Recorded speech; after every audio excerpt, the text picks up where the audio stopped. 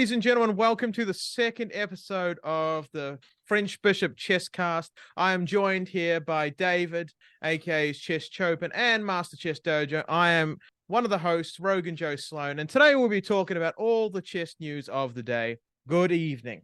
Good evening. John? Thank you, Rogan. I did want to compliment David on the opening music composition. I thought that was brilliant, nice and short and sweet. I actually thought about the last time I actually saw someone composing, just to bring in a quick story, because everybody loves my stories, walking through Carlsruhe Park on 84th and East End Avenue. I ran across Paul McCartney walking toward me. This was April 12th of whatever year the Beatles signed their music over to Apple. And that afternoon, I was teaching chess at Chapin, which is the school across the street in the park. And at that moment, I see him, he's walking toward me and he's obviously whistling to himself. Got his lips moving in a whistling fashion, but I can't hear anything. So I'm thinking, what in the world, right?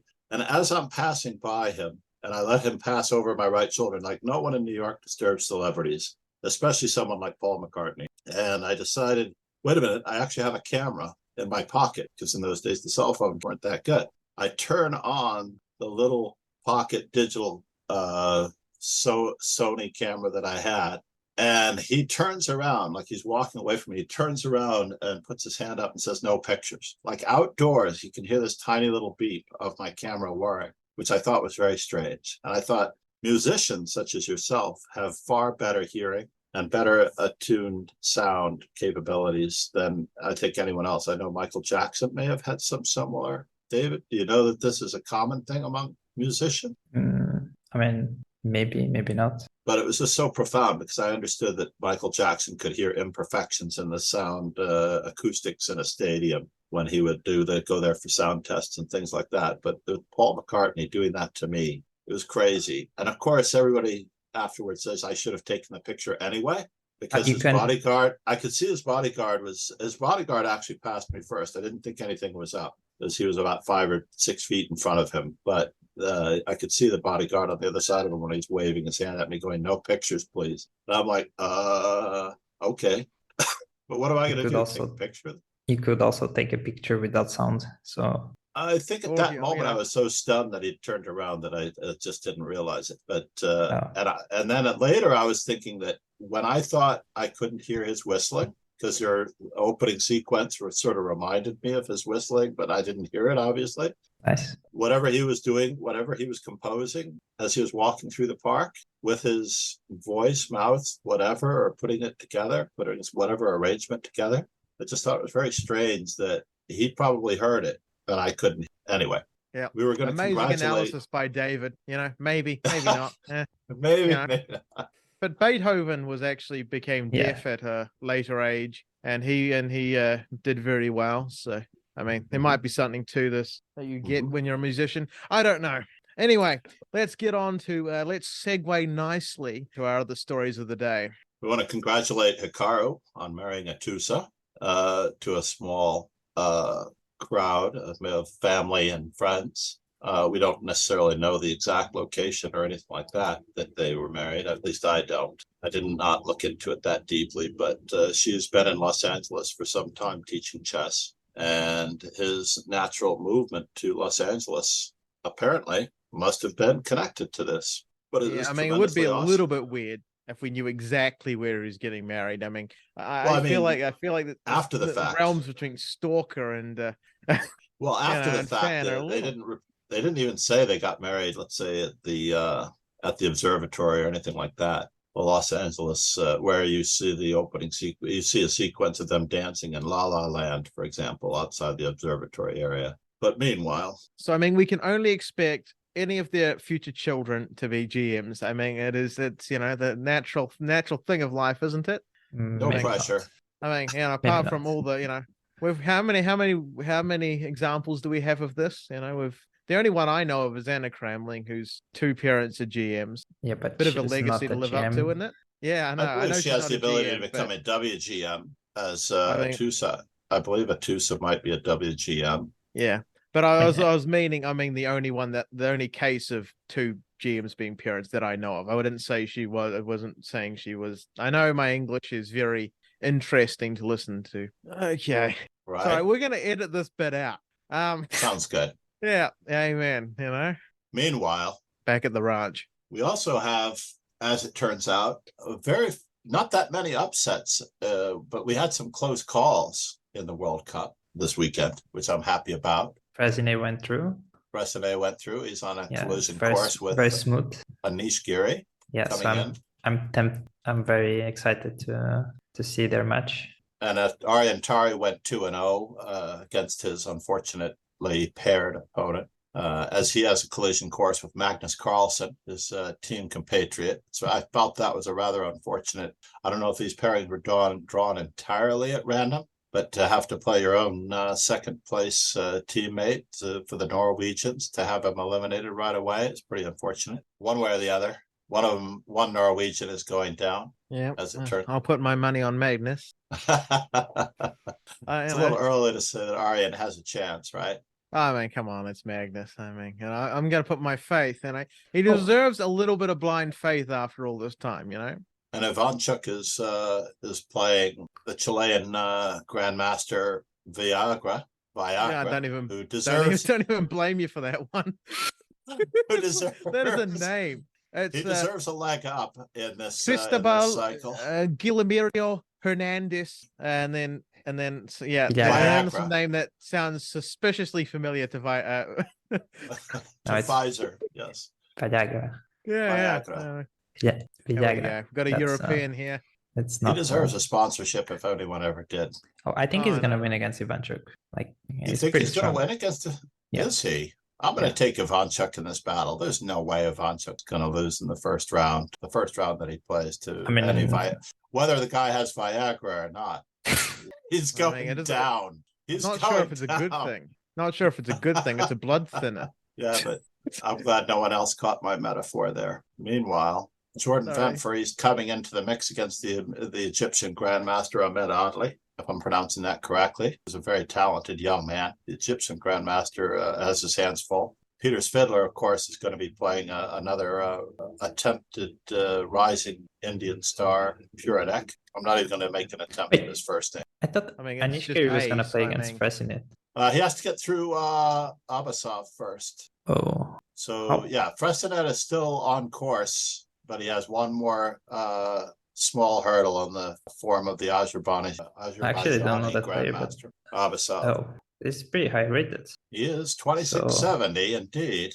It's a very close call. The two-time French champion has his hands full. And honestly, I really enjoyed Fresnet's commentary, I think. His chess stream not long. He has a good sense of humor. And we have, I actually thought that Salam Saleh, the Emirati chess player, he has made it through with a rather unknown pairing of whatever country, I can't quite tell, Ethiopian, often a young Ethiopian. Demchenko did not survive. I think that is a serious upset. Demchenko lost. Anton, the Russian grandmaster who represents Slovenia, lost to a relatively unknown player from Peru. Yeah, that's the thing. I mean, most of those players in the first round, some of them, they're playing the World Cup and they're going to play it once in their lifetime. So they're just going to chuck everything they have. They're not going to hold back any preparation and they will try. And sometimes you get some upsets. And it is a well-known phenomenon that most upsets do happen in the earlier rounds of these events where there is a lot of energy to be spared, Absolutely. When they first have the initiative and the momentum, the motivation on their side, they should be great for the most part. Like that was one of the few very cool upsets in a sense, in a way. And of course, we have our usual suspects. Grishik is coming in, Vidit is coming in. We don't know who Vidit is going to be playing just yet, as we're doing this before the tiebreak day. Etienne Bacro has made it through, thankfully. I'm happy for him. I can remember when he was an aspiring young prodigy for France before many of the other current French players. He was top Bacro, in the early 2000s. What was that? He was top. He was top 10 player, Bacro. Yes, he was. He was quite up there. Axel Bachmann. I can't remember who was saying Axel Bachmann has his hands full with Nihal Sarin. And aside from that, Many other players Ray don't Robson is necessarily. going to play against Alexander Fier. That's an interesting pairing. Oh, Ray Robson. Ray Robson is coming in as part of the top 50. It seems as though there were, Ray Robson. Born to be a baseball star. I think Ray Robson is probably one of the most talented puzzle solvers ever, to a great extent. It's like he won the chess.com puzzle rush so many times, along with his compatriots Andrew Tang and Jeffrey Zhang, and those guys, the young stars of just defeating the puzzle. He just had to create more puzzles for these guys, like you wouldn't, keeping them on their toes. I think the whole of Puzzle Rush is dedicated to that generation of players. And we have Duda versus Cordova. Yeah, Emilio Cordova. That was a good upset over Timur Gurayev. I know Shalakai is going to be very unhappy with that. And Shalakai on his former streams, Chris, unfortunately, often praised Timur Gurayev's creativity and initiative, but it looks like the Peruvian grandmaster, I guess Peru has 2 upsets coming through. And you were talking about another one, I think, too, David. Or is Good that on our women? Peruvian pal, must have been on the good stuff. If Cordova gets past Duda, that will be very impressive. Yeah. Very, Cocaine very joke. impressive. Nobody cares. Okay, I'm trying here, guys. There's Timur Rajabov is up. There we go. We got Timur versus Erdos. Victor Erdos. Yeah, that's also a very famous player. Hungary has quite a number of really good, strong players. And then there's Niels Grundelius. He did a very nice episode on the Perpetual Chess podcast versus Antipov, which is a Russian fellow. Where there's an antipov, there must be a pov. Anti-point of view, anyone? Anti-point of view? Yeah. No, as opposed to having a point of view, the anti-point of view. I was trying to get my head around it, but it just didn't work. Eric Izey is playing Azarov. We have Fedoseev coming in against Mr. Pichak. Am I saying that? Pichach? I have no idea. I know the last one is a CH sound. Yeah, we have a European, for a reason. Come on. Mark Paragua.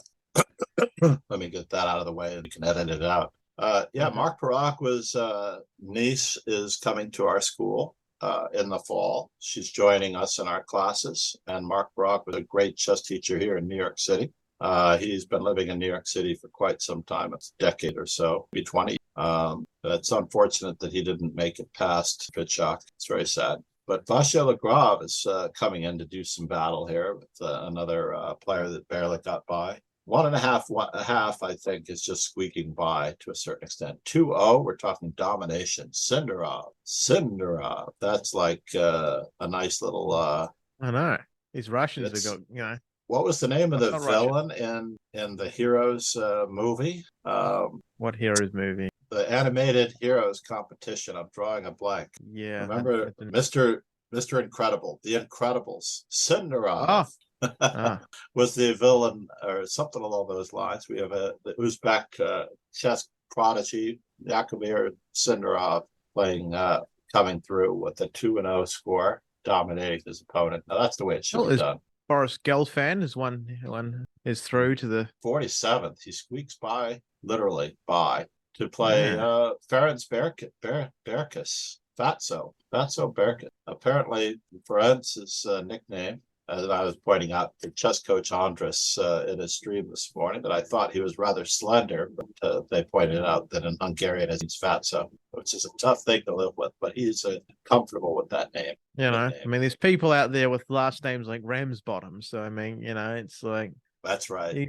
You got to live with the hand life deals you a little bit. And my good friend in Denmark, Grandmaster Karsten Hoy, also has a rather unfortunate name in Russian. Just the fact that I said Karsten Hoy is that we're going to be censored in Russia. Ignorance is bliss on my end. Okay. Yes, indeed. And Nikita Vitigov is playing against Daniel Friedman. That is going to be a battle. Which is Anna Zatomsky's husband, I think. Yes, I believe you are correct. And is that the same Friedman? Yeah, they're living in, drawing a blank out, Germany, I think. Actually, let me just take a quick peek. Yes, he is representing Germany. That's the German flag. Yeah. She just won the Karen's Cup, right? Anna Zatonsky. So very good success. the Cairns Cup. It was an 8-player round robin. As it turns out, because Humpy Konaru dropped out in the last minute, but there are some special exemptions for achieving norms for Anisatunsk for her to get her norm possibility. If a player drops out like Humpy Konaru, she still has to make her, I'm not sure if it's what number of norm it is, but she's working on her GM/IM title, not just her WGM title. Nicholas Huschenbach. I have to say, this German grandmaster has impressed me since he wrote a book prior to his Chessable course, mind you, because he has a great Chessable course out from what I recall. He also wrote a book on the Carlsen Caruana World Championship match, which I devoured, and I did not realize how strong he was. It's unfortunate that he does most of his streams in German. Otherwise, I would probably listen to him more, or I have to just plain learn German. He's playing aspiring Grandmaster David Navarra, who's also a frequent Perpetual Chess podcast guest. And of course, lastly, Nakamura is coming in against Karthik and to do battle. Literally, he is getting married, and then he's not taking any time off to jump into the fray of the World Cup, and I wish him the best. Pragananda, another fan favorite, who comes in playing Maxime Lagarde, who is 2000 French champion, grandmaster of Maxime Lagarde. David, did you have anyone else notable that we should probably... Dmitry Kolars versus Ponomarev. I mentioned with fondness Ruslan following me on Twitter. I have the same name, Master Chess Dojo, on Twitter and Instagram and YouTube and all that stuff. But I give him a lot of credibility for following me before anybody else. He's the first world champion to follow. He's a world champion. Kwang Liam versus Ivanisevic, the Serbian chess champion of many times Serbian chess champion. I suppose we should also talk about what's happening in the women. Humpy Konaru coming into bye. Zhu Wenjun.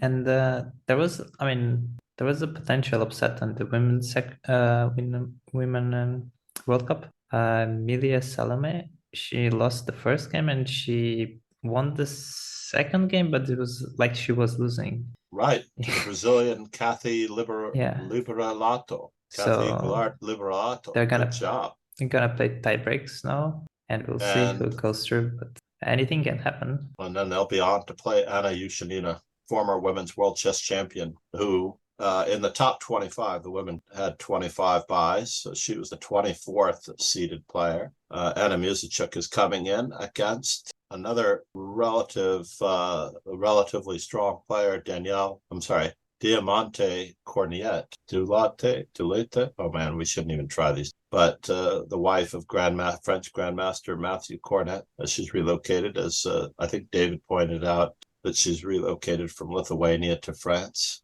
I thought her name looked very French rather than Lithuanian. Oh, Irina Krush also has a pairing, which is, seems to be like Canadian chess women's grandmaster. Sort of. Yeah, Miley Jade Yade Ouellette. Oh man, we're going to get it for these pronunciations. We should probably try not to do this. We should work on this before. Katerina Lotto has always been a favorite of mine. Unfortunately, not necessarily for all the right reasons to a great extent. She was actually born in the Ukraine, and she moved or emigrated to Russia because she had some problems with the coaching of the Ukrainian women's team. So she switched federations to Russia about 5 or 8 years ago. That's a lateral move right there. Yeah, that wouldn't be approved of lately, that's for certain.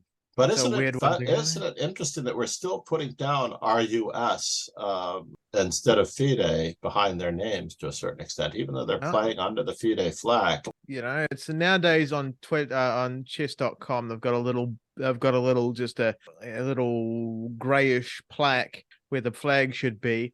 And then you go and then you hover your mouse over and it says, see our stance on the Ukraine war. And seeing as the Ukrainian flag is just the Ukrainian flag, you can kind of guess. You can kind of guess who it is. So, you know. Exactly. I think we can assume anybody under the FIDE flag is Russian. Absolutely. I was rather sad to see Janelle May Freya, who's a very popular Philippine YouTube streamer, not make it through the first round. She had a tight-knit match with Medina Olia from Indonesia. And she had good chances, I think, in that match, but unfortunately, she was just squeezed out of the competition. But all of the losers for the first round are guaranteed a prize of $3,000 to pay for their expenses for the open men's section. Do we know what the prizes are for the women? For the women's section, it's 2,000, I think. 750, it says. 39 times 3,750 US dollars. So it was 3,000 euro for the men. And 2,000 something for the women. Interesting. 2,000 Well, euro. it's for the open section. It's not men's section. It's open section. Right. But yeah. So interestingly enough, wait a minute. Who did I see there was going to be playing Caruana? Okay. Many years ago, the U.S. Chess Federation had I should say the U.S. Championship when it was sponsored by Microsoft in the early 2000s. I think it was, I don't know if it was 1999, but definitely 2000, 2001. Microsoft actually was sponsored the U.S. Championship, and they made it a Swiss tournament, 9 rounds, the top 64 players. And then I think they invited the top 50 men and the top 14 women to play in the same section. And the year that I was there in early 2001, I believe it was, I was coaching young FIDE master Donnie Ariel, and Jennifer Shahade was on the stage in the top 4 boards of the U.S. Championship playing against the men frequently as she won the U.S. Women's Championship when she had to play against the men. And it was a great round robin. And that tournament also had a bulk prize fund where those players that finished, let's just say, in the bottom third of the tournament would receive enough prize money to pay for their hotel and expenses for 10 days. So I don't know that it wasn't like a $2,000 prize to finish in the bottom of the U.S. Championship of a 64-player Swiss. And I enjoyed those days, and I thought the women would get even more out of it by having to just be the top woman standing. And of course, they had a playoff for tiebreak, but Jennifer Shahade did not need it, as she dominated the competition beginning to end. And I was very proud of her and proud to be there. As I remember, we experienced the rolling hills of Seattle, going out to dinner and all of that, bringing back some memories for the most part. Needless to say, this prize structure where the last place finishers get prize money supersedes having to provide appearance fees and all of that. It's quite novel. So, John, in theory or in practice, are you in favor for the women's chess prizes to be the same as the men's? Just a bit of parity. I absolutely feel that they should be the same.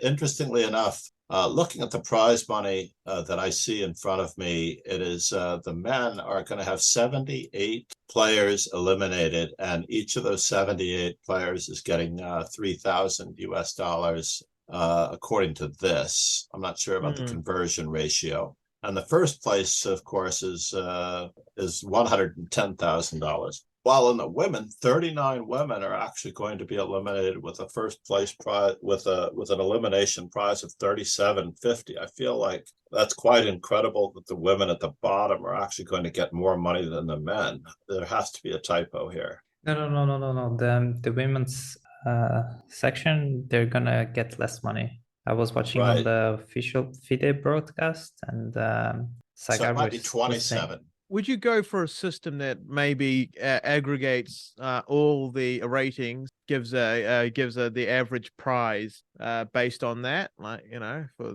based on rating performance, so that the 2700s, because you've got to allow for a little bit of talent difference there as well, because you want to get a good draw for the tournament. But you've also got to try and be fair. So the thing to do would be to grab all the aggregate rating of the men versus the women, and then give it based on that. So it's based more on performance than category. The World Cup seems to have solved this problem by seeding the top 25 and the top 50 into the second round, so they're guaranteed a minimum of, let's say, $5,000. Rather than being eliminated in the first round and achieving only like $3,000 or $27.50. But the men that are eliminated in the second round are achieving $6,000. So if Magnus Carlsen gets eliminated by Aryan Tari, at least he will have $6,000 to cover his expenses. But in the old days, Rogan, this would always be accommodated by a little bit of a behind-the-scenes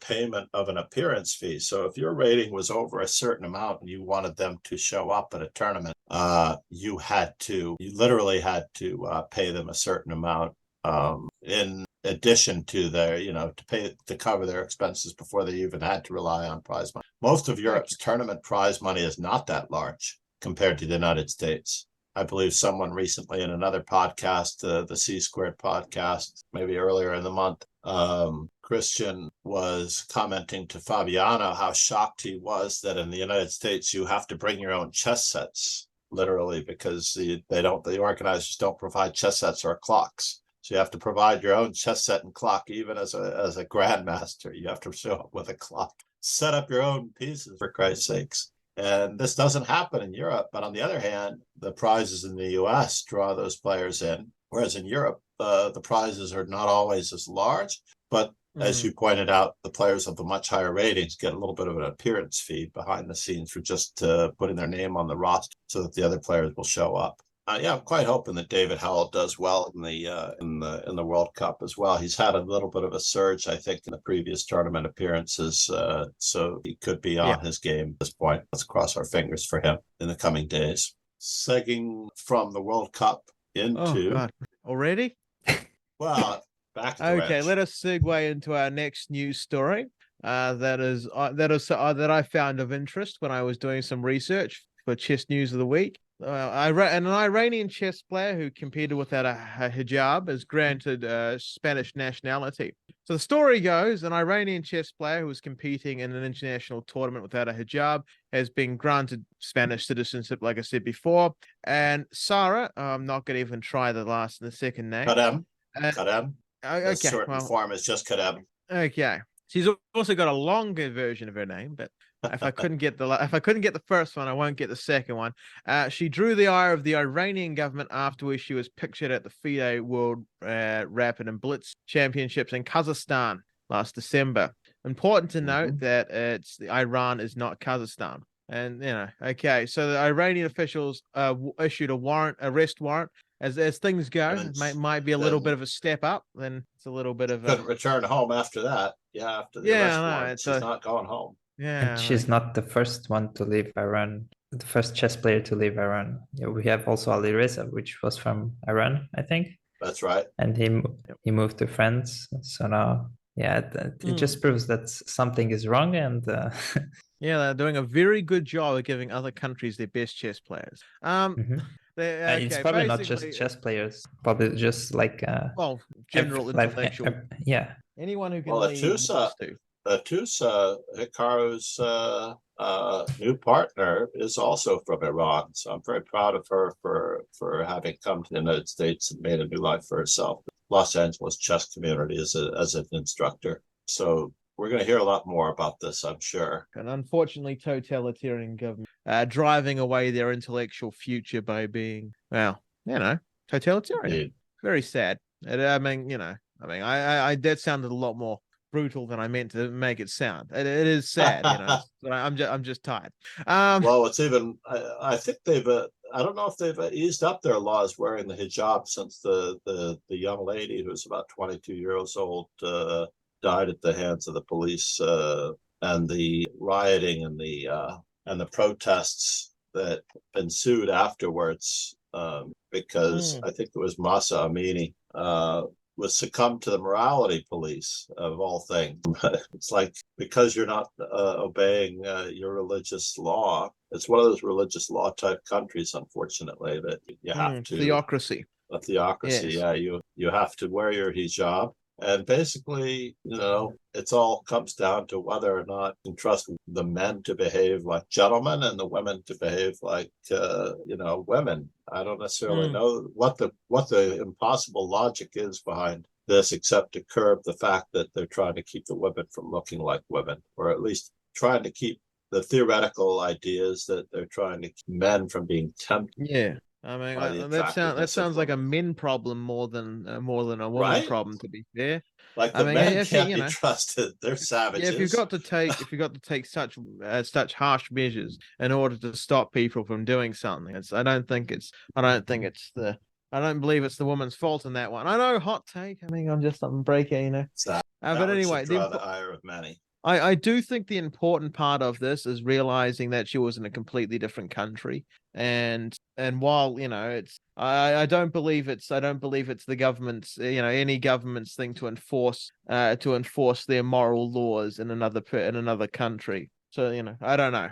That's Exactly. I don't think they I think care that's the though. main point here in this really, but But the thing is, she's in another country and she's representing Iran, and she's not wearing the hijab, so they get mad. well, that is true, I guess. I mean, there So, is that is an angle I did not quite look into there. but she has every right to do whatever she wants. Yeah, bodily autonomy. That is quite true. Okie dokie. Now on to the next story of the day. What is the next story of the day, David? I believe chess.com was It's attacked. PogChamps. Oh, before we head Yeah. into that, I think we were going to get the DDoS attacks on chess.com in advance of the PogChamps.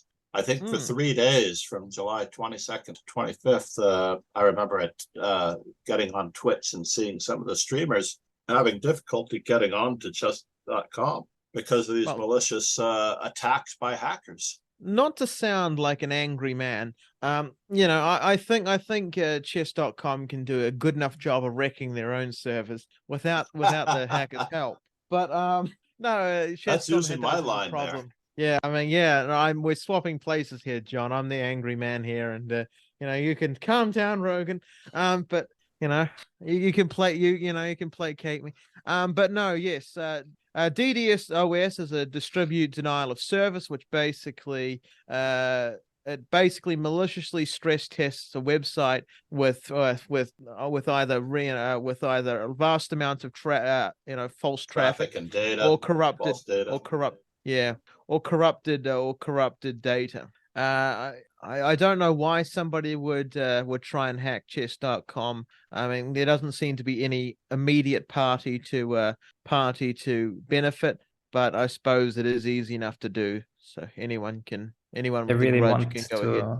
to watch the French video series that Tatev Abrahamian did. Oh, really? Tatev? Yeah. Tatev Abraman? Yeah. She did that in French? Yeah, she did a French video series, but it's really old. It's from like 2012. About DDoS attacks or? No, just French, the opening. It was a joke. Oh, about the French. Got it. Oh, okay. All right. I was like, you're gonna have to link these two for me, mate. I'm not quite seeing the connection. But yeah, so it's probably just somebody getting annoyed that they have to watch a streamer blunder mate and one 7 times. I have accidentally incurred my own self-inflicted DDoS attack recently. I think toward the end of the school year last year, I had, and this could have been easily accidental, basically, where if you have an extension in Chrome, which is constantly checking data, such as I had an extension in Chrome where I could constantly check on whether or not my students had done their homework or played their games the evening before, right? Yeah. And I had like a bit of casual spying.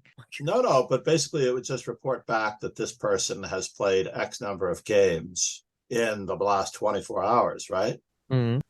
Now, let's just say you accidentally set that or you don't set it for the right interval. And now imagine that it's checking on, let's say I follow approximately 400 students. I have no follows left on Lichess, for example. And I have to unfollow someone in order to follow someone. And Lichess constantly reminds me that I'm at my limit of being able to follow chess players or grandmasters or even students. So if I'm following that's what those free servers get you. Students, and if I were on chess.com often enough, I would probably be following more or friends with more. But in general, now imagine that I am checking the status of 400 students every 3 to 10 minutes. And now I've created an unusual amount of site traffic, which Lichess actually did not allow this, by the way. Lead Chess shut me out. I was more or less banned from Lead Chess for a period of time because of this DDoS attack. I don't know if you remember it, but I was getting the reconnecting message. And I thought it was someone attacking me. But in turn, when I contacted Lead Chess, they let me know about the traffic that was being generated from mine. So they immediately shut me down from being able to access that data. So they immediately cut me off. We don't have that sort of cash to throw around. Come on, John. No, they literally wouldn't let me access the data. So therefore, when I was streaming and I switched, let's just say from the Chrome browser to the Bravo browser, I had Bravo set up because it's a much lighter weight browser for Lead Chess. Then, of course, I didn't have that problem. So I wasn't shut out of Lead Chess on the Bravo browser. I could actually do my morning streams on Lead Chess from a different browser because I wasn't generating as much traffic from the Chrome extension. The Chrome extension itself was what was keeping me from streaming on Lead Chess using Chrome. So once I determined this, one of the IT professionals at Columbia Grammar came and told me about my extension, and I immediately removed the extension that was the problem, and I haven't had a problem since. So every now and then, if you take a third-party extension, you put it on Microsoft Edge or on Chrome, and you start generating traffic, you will create your own form of a direct denial of service attack. Distributed denial of service attack, just because that extension has to access the site on a regular basis in a repeated fashion. For me, it was 400 students being so. I'm happy that chess.com has taken care of it, and they're on the ball as they usually are with their system improvements. Yeah, Chess.com's always on it, man. I've never had a server failure outside of a hack or anything. And especially in advent of PogChamps, and we were just as David was bringing that in to the fold. David? PogChamps is happening, the 5th edition, and I don't know if you guys have been following it. I'm very excited for it, especially this time around. I haven't been following it. Yeah, I'm very excited because I was in Paris for TwitchCon when aka Nemsco was talking Ginny, aka Ginny TTY, one of the most popular Twitch streamers. She came to the chess.com booth, and she got a mini chess lesson from Nemo, and we should see some YouTube content. And this was a little over or about a month ago. And as it turns out, Nemo was talking to her about the possibility of her being in PogChamps 5. And here we are, as she is going to be in PogChamps 5 along with Tyler 1, XQC, QT Cinderella, and Sakuno. Last time I saw Sakuno, he was in Among Us with Hafu. And I'm trying to remember how long ago that was. It was sometime post-COVID, when Among Us was, or just toward the end of COVID, when Among Us was very popular. Anyone else in that? It's an interesting event that will start drawing more people to play chess. Squeeze, yeah, just the average person who happens to be in the public eye, such as Squeeze or Tyler 1, who many popular YouTube streamers, and of course Jarvis. I don't know if this is Jarvis has the best name to me, but I'm looking forward to some of these interesting names, basically like Tyler 1 I just mentioned, and get people to watch that. I mean, we're talking about the overall general population. Instead, we have Twitch celebrities, albeit beloved Twitch celebrities, that appeal to a certain generational audience, and a very small generational audience at that. It's going to be quite interesting. Well, I think it's a very calculated bet from the chess.com marketing team, because I don't think they have unlimited resources, and they have to go after people they can feasibly get. And but there are a lot of B-list celebrities out there. Yeah, I know, but what's the difference between a B-list celebrity and somebody with already? The thing about these streamers is that they're communicating with other streamers. That's almost the whole premise, and you're getting chess.com streamers with non-chess streamers with chess streamers. And the thing is, you've got an established draw there, haven't you? You're drawing from a very, very similar audience, and I don't think you could get absolutely. Yeah. And I don't think you could get any B-list celebrity and get the same draw. I mean, without making a bet with money that you might, You're right. Might not have. If I In was a case marketing anybody team, doesn't know what a B-list celebrity is, all you have to do is look at Dancing with the Stars or programs like that, because those guys reality can only TV. get reality TV, competitive reality TV. Dancing with the Stars, or So You Think You Can Dance. Usually a B-list celebrity try to let people know that they're still alive. Yeah, I haven't died yet. As dance partners. My favorite encounter with a not quite B-list celebrity, bridging the gap from The Godfather, as I was crossing 58th and 6th Avenue one afternoon with my lunch with a good friend of mine, George, one of my great friends. He's a lovely fellow. Miss him dearly. George and I are crossing the street, and he says to me something along the lines of, John, I believe that we are walking behind Abe Vigoda from The Godfather, the original. And I said to him, don't be ridiculous. Abe Vigoda's dead, which there is a website back basically about Abe Vigoda, is Abe Vigoda dead or some of those lines. And at this moment, Abe Vigoda, who's walking in front of me, a very, very elderly gentleman, but obviously kind, turns around and looks me square in the face. And I say to him, of course, I could be wrong. And he turns and walks off. And I'm like, I really stepped in it. And George can't contain himself cracking up next to me because I said Abe Vigoda's dead basically to the guy standing next to me. And I felt terrible about that. But eventually, of course, as we know, the dear, beloved Godfather star Abe Vigoda is no longer with us. God rest him. Yeah, he's behind you. No. He's everywhere at this moment. Yeah, he's universal now. He's with the clouds. Okay. So we were talking about PogChamps, and generally I'm not following PogChamps for a very, very simple reason. I have a shit sleep schedule. But apart from that, I'm also not following it because I'm not amazingly interested in it. Now that's because I'm a cynical human, but I do love what it does for chess generally. But I'm not a big fan of, I'm really not a big fan of bright and shiny things, for too long. That's generally why I'm not a big fan of it right now. I mean, just for personal entertainment watching purpose, and there's 5 iterations. Nobody asked for sequel. I was very impressed with the concept of getting people in the public eye. I agree that these are professional online gamers interested in improving at chess, or at least trying to improve at chess in a competitive environment that will be entertaining to the public, especially to their followers. You pointed out they have a huge following, whether it's Sakuno or Squeeze or Jarvis or Jenny TTY. This afternoon, before our podcast, I actually saw Jenny TTY trying to remember her chess.com podcast password on stream. She sort of asks her chat, what is my chess.com password again? I thought it was rather rhetorical until I realized she did forget it. She had to have it emailed to herself or reset. And then she immediately, while she's waiting for the email reset, she goes on YouTube to how to learn chess really, really fast. She starts watching videos on her stream and getting advice from her chat on how to become better at chess really, really fast. And I have to commend AK and Nemsco for getting her into this cycle, as I said before, from TwitchCon. It's quite crazy. I do only have one did a great job. One small point before I think we need to let Chess Chopin say something, because 1/7 of our audience really loves Chess Chopin a lot. And that's the 3. Yeah, I don't know why. There you go.